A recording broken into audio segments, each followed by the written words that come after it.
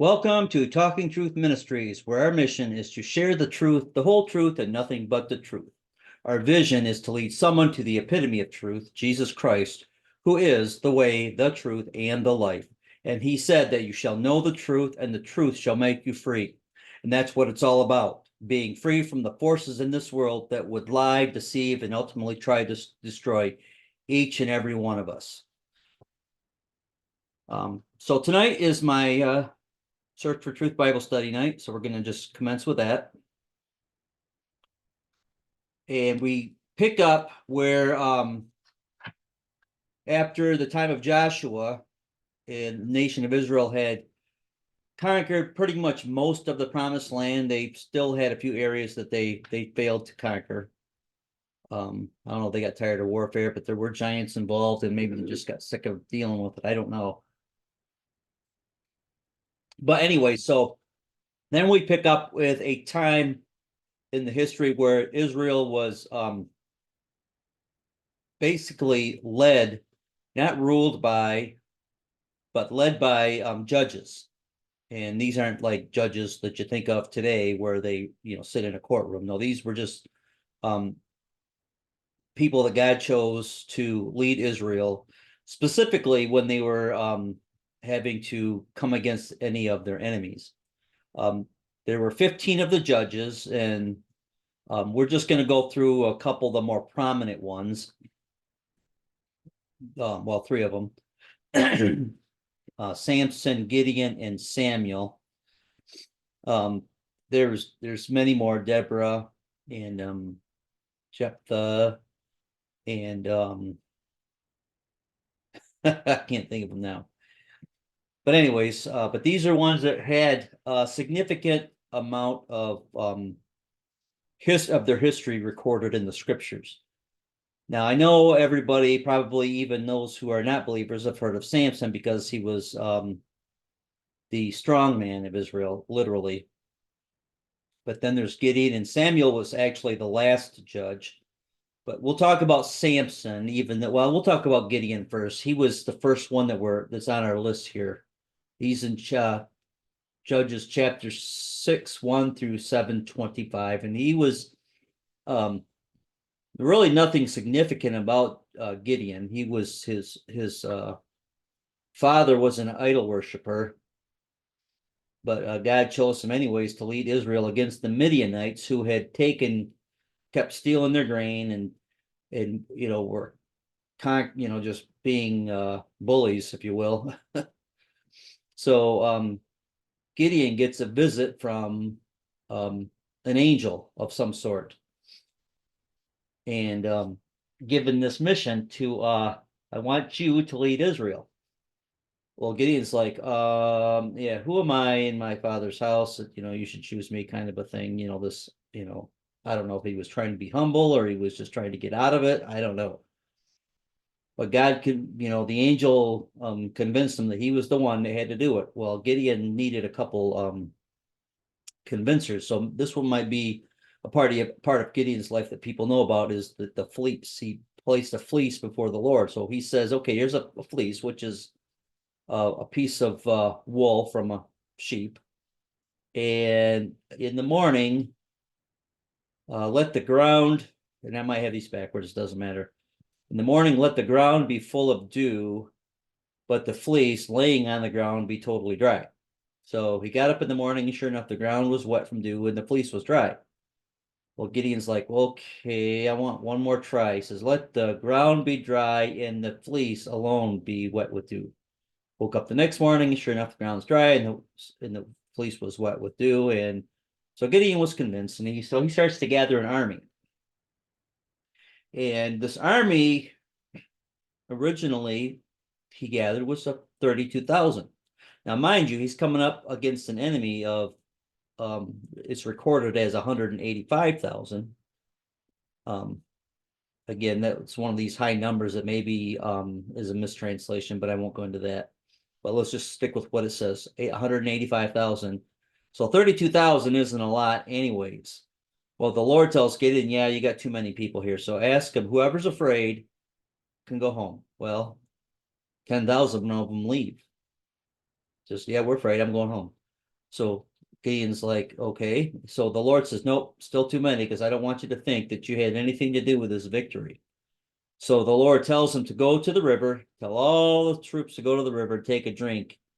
And if they bend over and drink the water um, straight out of the river, basically like a dog, that those people are to go home, and the ones who bring the water up to their mouth with their hand can stay. Well, the only ones that passed that test were just 300.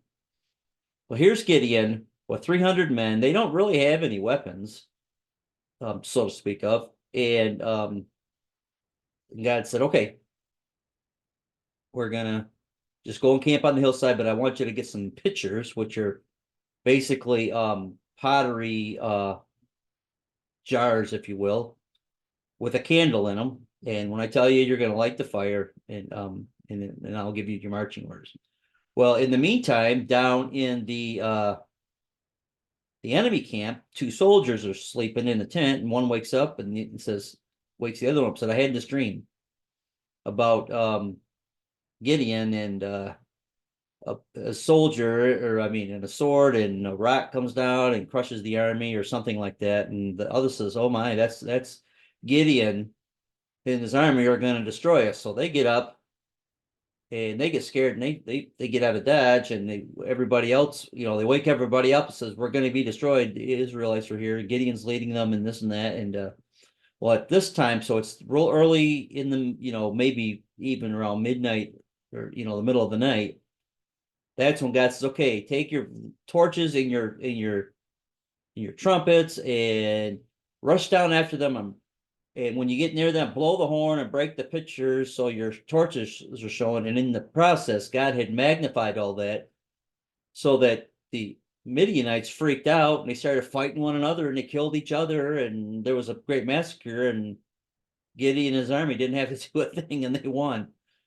So that was, the story of Gideon. And so they had peace. Well, the time of the judges, the nation of Israel was like a yo-yo. They would serve God, then they wouldn't serve God, then they would serve God, and then they would get, every time they would start falling into idolatry, God would let them be captured by either the Midianites or the Philistines. Well, then, so we'll go up to the time of Samson. Now, Samson was so when Samson was born, his parents were told not to cut his hair, and he was going to have what's called a Nazarite vow, which they couldn't eat certain foods, and they couldn't touch certain things, they couldn't cut their hair, and they basically had to be like super um, separated from certain things. Well, Samson really was kind of a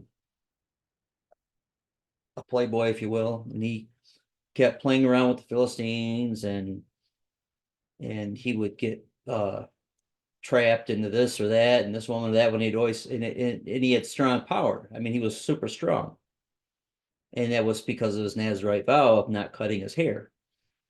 So, and I'm not going to go through it's Judges 13 through 16. A lot of stuff happened with Samson, a lot. He would do these great feats of strength. And everybody in Hollywood, like when Hollywood makes a movie or whatever, when they talk about Samson, they kind of portray him like this Arnold Schwarzenegger type of guy. And I really don't think so, because, it's possible he could have thought it was from him. I think he was just an average guy, probably not, just average looking, and nothing special other than the long hair, obviously. But I mean, he didn't have big muscles or nothing. And because it was God that was giving him the strength to do this. So, but God would always kind of tempt him with Philistine women, just to see what he would do. But also he needed to get Samson where he was going to do what he was supposed to and defeat the Philistines. Well, he kept playing around and playing around. So finally he met this lady, Delilah, and he was so madly in love with her and this and that. She was a spy, and her whole goal was to try to find out why Samson was so strong. And so they go out on this date, and they're laying around and doing whatever it is they're doing. And she's trying to get him to confess to her that what's making him strong. And he says one thing that wasn't true. And he kept tricking her, and she would get upset with her. Finally, he got tired of it, and tired of the games, and he says, okay, fine, if you cut my hair, be weak like any other man. So she was pretty certain by then that he was telling the truth. So sure enough, he fell asleep. She bound his hands and feet, and then called the Philistine, or then she cut his hair, and then the Philistines came in, and he wasn't able to do anything. He didn't even know that God's spirit had left him. So he tried to do like before, and he was powerless, and they captured him. They took him back to whatever city, Gath, I think was, or one of the cities of the Philistines, and put out his eyes so that he was blind, and put him in the slave labor, grinding grain in the mills. And over the process of time, his hair grew back, and he gained his strength back. Of course, the Philistines, by then probably maybe they forgot what it was. I don't know, but they decided they were having this big party, and there was like 3,000 or more in this big temple area, and they wanted to make fun of Samson. So they brung him out, and they're teasing him and making fun of him and all this. Look at the blind guy, this and that. And Samson's like, okay, God, I realize I messed up. Please let me avenge myself and my eyes on these Philistines. And so he told the person who was leading around, put him in between these two pillars, and he pushed on them and caved in the roof of the temple, and 3,000 people died, including himself. He sacrificed himself for the greater good on this one. And he got the legend, this he was a hero of the Israelites after that. So then the very last judge was Samuel. He was also a prophet. He again was like Samson, was a miracle child. Samson, both Samson's mother and Samuel's mother were unable to conceive till the angel told them they would, and all these certain things that we're going to do with So Samuel's mother prays in the temple, and Eli makes fun of her, thinks she's drunk. She goes, no, I just want a child. And so God honors it. Samuel's born, and when he's old enough to the Bible says when he was weaned, so whatever age that is, I'm sure there's more to it than just being weaned off the breast. But regardless, Hannah takes Samuel, his mother takes him to the temple to serve under Eli the priest. And because of that, Hannah was then given many other children. So Samuel's he's the basically the temple, I guess it'd be like an altar boy in the Catholic Church or something. He was the guy that the one who would run the errands for the priest or whatever. Well, he was asleep, and he heard this voice calling him. He thought it was Eli, ran into Eli, and Eli says, it wasn't me, go back to bed. Falls asleep again. Here's somebody calling his name. He runs into Eli, and he's like, no, it wasn't me. And then he says, well, okay, this is what you're going to do. If it might be the Lord calling you. So if it does, say, here I am, Lord, what do you want? What do you need from me, or something like that? And so again, he goes in there, here's the voice. Samuel's like, you're my Lord. What do you want me to do? And so the Lord gives him this prophecy of doom for Eli, because Eli and his sons were unjust. They were wicked priests, and they were just doing bad stuff in the temple, which he tells me that whoever the man of God is, he better be doing godly stuff, not abusing his power, whatever. So of course Samuel's like, oh gosh, I can't tell Eli this. Well, in the morning, Eli says, okay, what the Lord tell you, and I don't care if it's how bad it is, you're going to tell me or else. So Samuel tells him basically, you and your sons are doomed. I mean, this is the Gene paraphrase. And Eli's like, well, the Lord's word is good. Blessed be the Lord, and all this. And he accepted it, And of course, later on, when the Philistines attacked again, and they captured the Ark of the Covenant, when Eli heard about it, he fell, and I guess he was pretty fat. He fell over and broke his neck and died. And then the two sons of Eli, they died in the battle, and the ark was captured by the Philistines and taken away. Well, when the Philistines had it, it wasn't good for them because they kept they were having tumors and all this kind of crazy stuff, and they were like, okay, this is from the Israelite guy. We got to send his box back to him. So they loaded on a cart. Well, first they were like, well, how are we going to get this back to him? Well, the I don't know, I don't remember what was the phrase, but the leadership of the Philistines said, well, let's build a brand new cart. We're going to put it on there. We're going to get two young calves, and we're gonna, if the Lord wants it, he'll take the calves, direct them away from their mother. And sure enough, they off they went, and it ended up in the Levite Odom. I can't think of it now. Obed Odom. And it was there 20 years. It was a long time because or maybe it was 40 years. It was a long time because it wasn't in the temple for a long time until King David brought it back. So Samuel's the basically the prophet and the priest, or the prophet, not necessarily the priest, because he wasn't of the priestly line, I don't think. But anyways, he was a prophet of the Lord, and he directed Israel. He was also the judge. That's what I meant. He was a prophet and a judge. He was the leader. And that went on for a long time and a long time. And then finally the Israelites decided they wanted a human king, and that they had the Lord as their king. And Samuel was pretty ticked off at him about this, but God says, you know what? It's not you that they're rejecting, it's me. So we'll give them a king, what they want. So they picked the kings. He had King Saul. I'm going right through this because I'm not going to tell every detail because I'll miss something. But King Saul becomes king, and I think the Lord picked him because he wanted to teach the Israelites a lesson. If you pick a human king, you're liable to get somebody that's not going to be very nice. He's going to, rule you with a hard thumb and take your sons and to battle, and take your money and taxes and this and that. And sure enough, King Samuel kind of got a big head, and he did those things. And then one day they were going to go to battle. I forget who was with, it doesn't matter. And before he did, Samuel says, okay, you're going to go to such and such place, and you're going to wait for me to come and offer the sacrifice before you go to battle.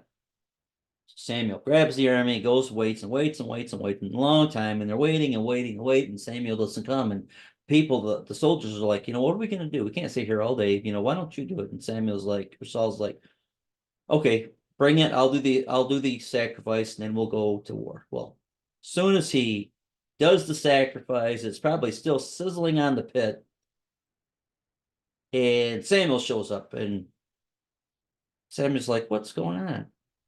Well, the men were getting impatient, and you didn't come, so I decided, we're gonna, because the men were impatient, I offered the sacrifice. And Samuel's like, man, Saul, you done messed up. Because of this, the kingdom's gonna be taken from you and given to someone who's better than you, basically. Well, Saul didn't like that news. And he goes off to battle, and it was maybe it was the Agagites, because he battled those, and Samuel told them, make sure you kill everybody, man, woman, child, I don't care, kill them all. Well, if they go to battle, kill everybody but save the king. Samuel shows up, and they saved the king and all the best of the animals. So Samuel shows up, and okay, Saul, what's going on now? Well, I wanted to save the king until you got here or whatever, and I did what you said and killed everything.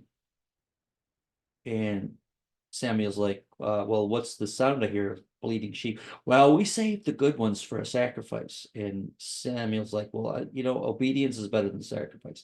So Samuel takes the king and kills him, and basically tells Samuel or Saul, because you didn't obey the word of the Lord, I'm done with you.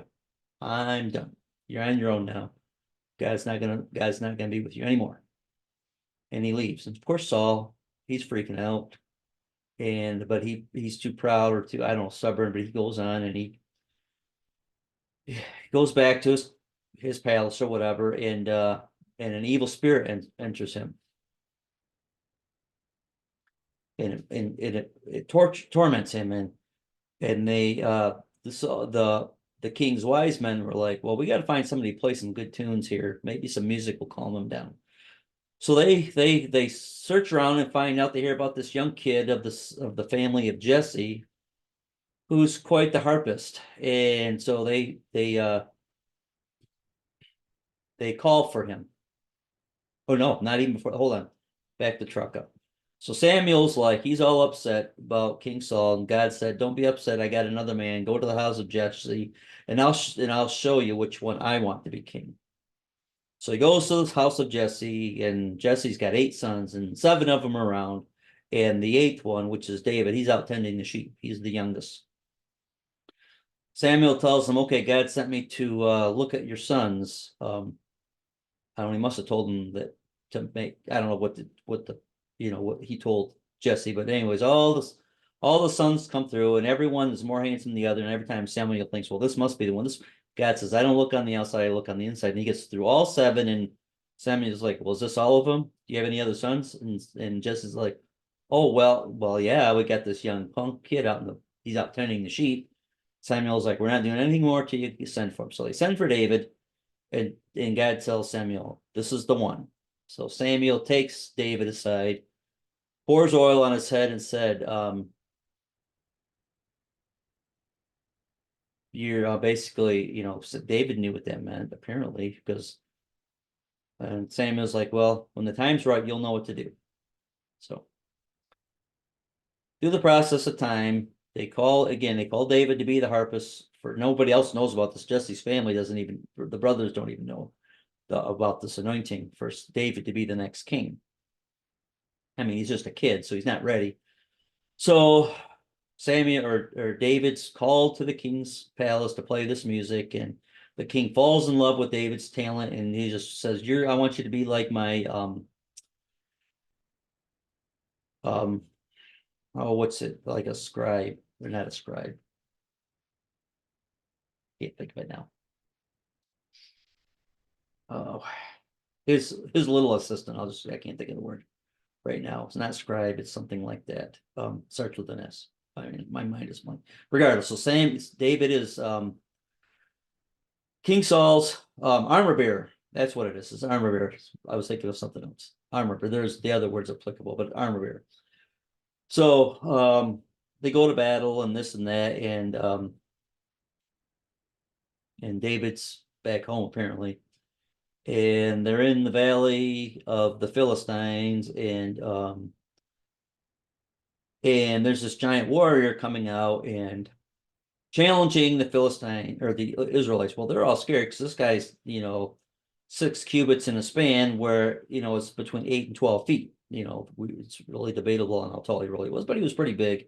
His armor was really heavy, and he had a huge spear and, all this stuff. So he must have been a pretty big dude. And he kept challenging the Israelites. Said, you send out a warrior.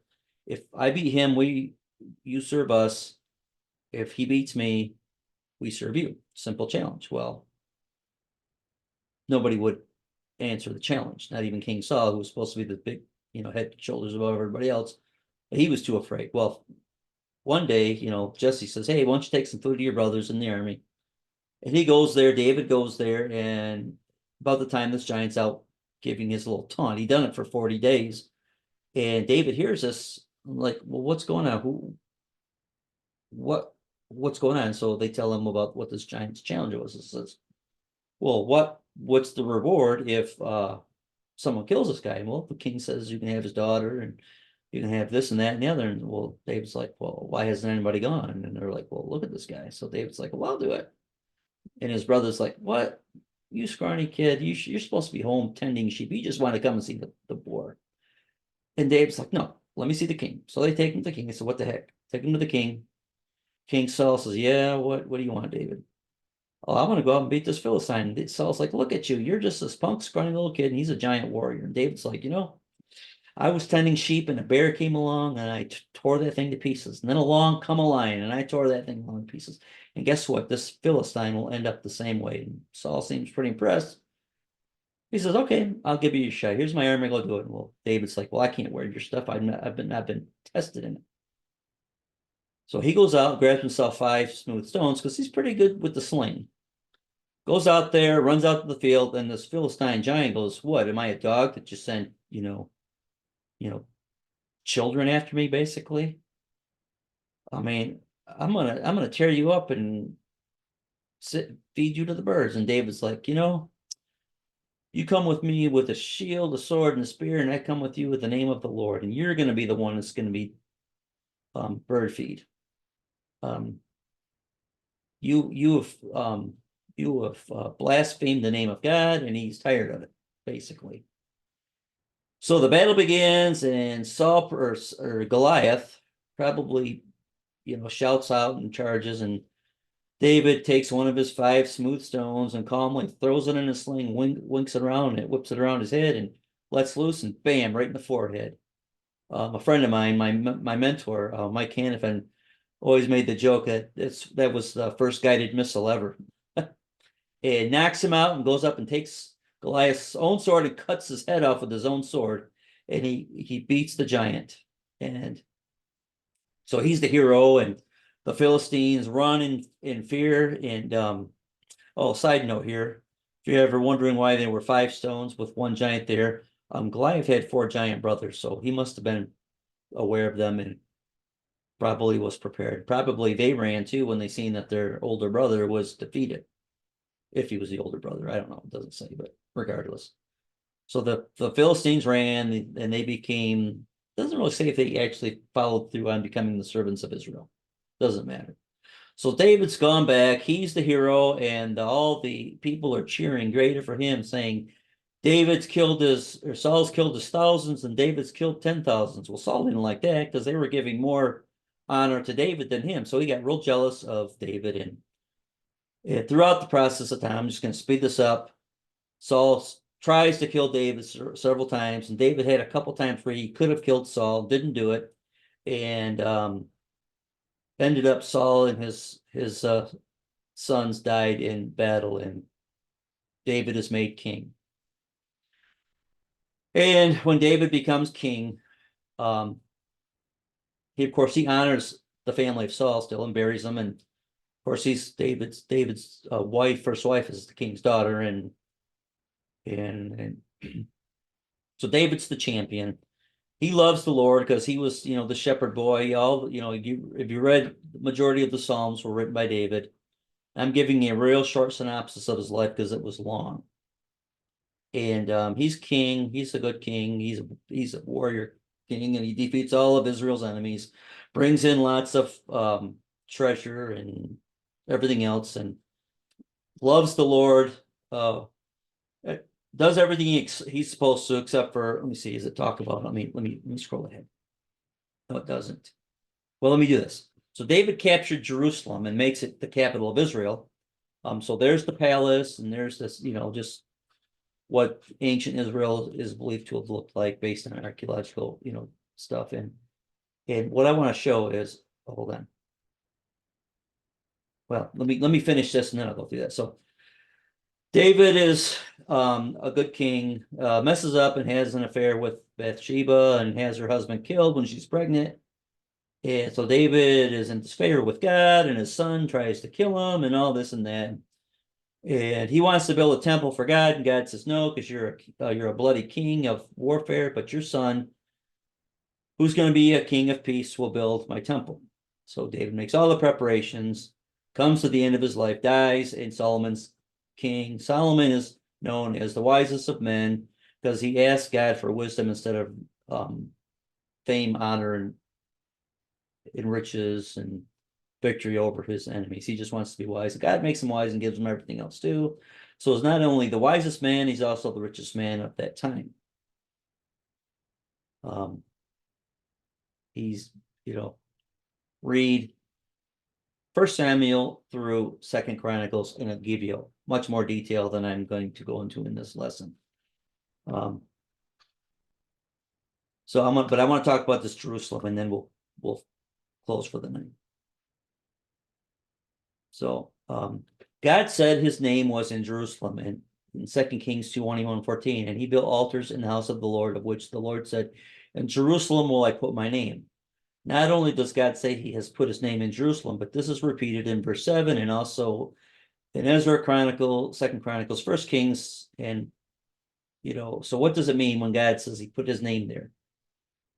Well, we look at the Hebrew alphabet. There are 22 letters in the Hebrew alphabet, and each letter has a specific meaning and a numerical number attached to it. The 21st letter is Sheen. It looks somewhat like an English W, and it is in the same form in Hebrew and in Aramaic and Syriac, a text used in both the Old and the New Testaments. In Gematria, Sheen has the numerical value of 300. For Jews, Sheen is the letter that is used to denote the unspeakable name of Hashem, or the name. It is also the letter that represents Shaddai, or El Shaddai, another name for Yahweh. The Sheen stands high among the sacred letters because it represents two names of God, the all-sufficient, unlimited one, and peace. This is from the Wisdom in Hebrew Alphabet by Rabbi Michael Monk, page 207. Okay, so let's look at this. Jerusalem has three valleys through it. One's called the Hinnom Valley, the Tyropoeon Valley, and the Kidron Valley. And if you look at them, they form what looks like this Hebrew letter Sheen. It looks kind of like a W. Here's another image of it that kind of shows it a little bit better from a different topographical perspective. You can see what it looks like, this letter Sheen. And here it is, again, since the day I brought forth my people out of the land of Egypt, I chose no other name or no other city among all the tribes of Israel to build a house in that my name might be there. Neither chose I any other man to be ruler over my people, Israel. But I have chosen Jerusalem that my name might be there, and I have chosen David to be over my people, Israel. So literally, God inscribed his name in the geography of Israel, of Jerusalem, I mean. And I discovered this from Pastor Carl Gallups told this story about when he visited Israel, and one of the tour guides told him about this. That's and so they understand this in Israel. It's not just something that somebody made up. So David, I'll go through some of this too, some archaeological stuff, because it was questioned that David ever existed. Because they never found anything in writing with him until 1868. They found this stone. It's called the Moabite stone. It's got this writing on it, and when they were able to translate it, it talks about Israel and Yahweh and the house of David, and it's now in the Louvre Museum in Paris. There's an ancient rock with House of David inscription on it right there. And okay, so that's it for tonight. Thanks for watching. Please hit subscribe if you haven't. Please share the channel with others. Help me grow so I can spread what I've learned. Again, don't just believe everything I say. Research yourself. It's all out there to find. So thank you, and God bless and good night.